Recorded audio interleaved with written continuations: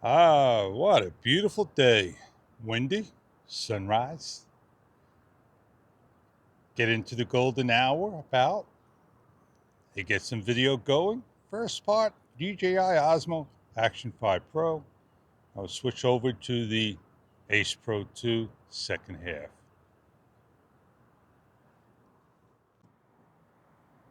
If you didn't know, your mirror sits higher than the railing. So that's pretty good if asked. As we ride along, we'll get down to the shore. Give you a shot of the sunrise, the color against the pier, the side. We talked about how to control the exposure spikes, the evaluative exposure spikes, and change of light is going to cause issues if you use the full manual control. Let's pull to the side, right over here, grab a couple of shots. We're on Pro, shutter speed on auto, 1/100/8000 with the ISO 100 through 25,600 and the EV on a negative 0.7 side. And we're standing 4 feet, 5 feet from the camera maximum. And what we're going to do is we're going to step back out of the camera's color sensor range. And that could be infinity. Impossible to do.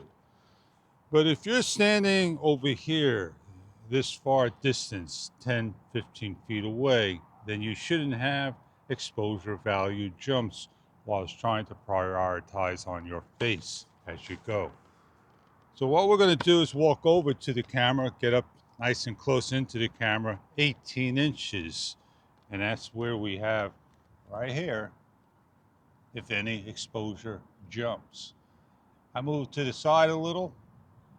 I move to the other side a little.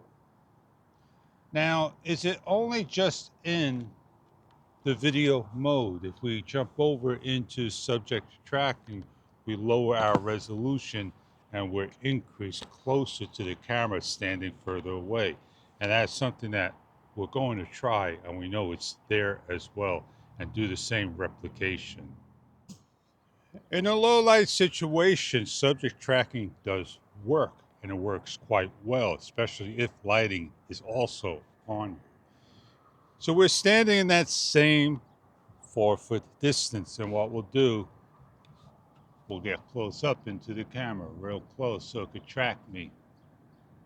And then we'll just basically back off to right about here. And we'll just move around and track a little. Is the exposure spikes in the camera doing its job while I'm moving? I don't want to constantly keep on moving to get a shot over there of a picture of a Picasso or a Mona Lisa or a statue. That's not how we do things. We want to say, hey, look, I got something right here. Look how nice that is. I want to show you without movement in the video. So now I got 2 examples for you. What we're going to do is change on over back to video mode and get on going.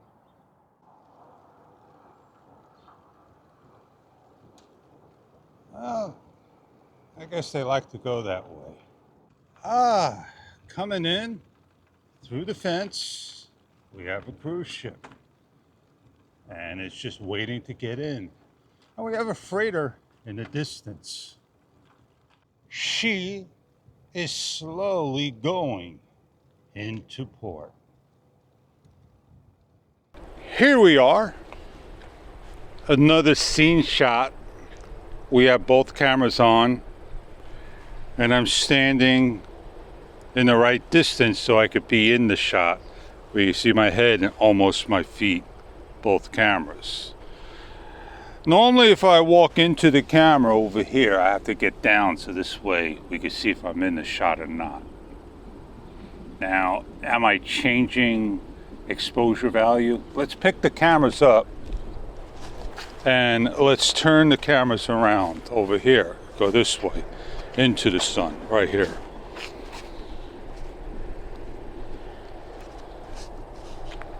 Now you're into the sun and the silhouette. The sun's coming this way to the camera.